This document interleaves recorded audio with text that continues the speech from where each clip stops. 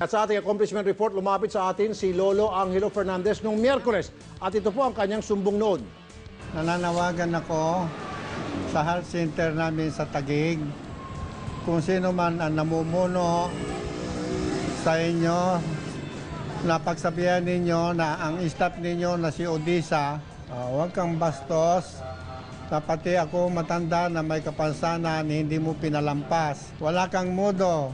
Odisa, iya, bastos ka. Ito po yung nabigyan na ng aksyon. Noong araw ding yun, sinamahan natin si Lolo Angelo sa Health Department ng Taguig City at doon nanghingi sa kanya ng pasensya ang health worker na si Ginang Odessa at nagkaayos naman sila. Binigyan din siya ng gamot na pang 1 buwan. Ayon kay Dr. Isaias Ramos, kung kailangan niya ng gamot ay sa kanya raw pumunta ito. Lubos siya nagpapasalamat at maraming salamat po sa tumulong sa atin na si Dr. Isaias Ramos, Head of Health Department, Taguig City Hall.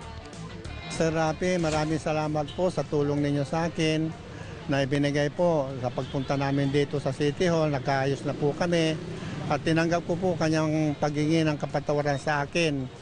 Ngayon po, ako po buong puso na nagpapasalamat po sa tulong niyo, Sir Rapi. Maraming salamat po.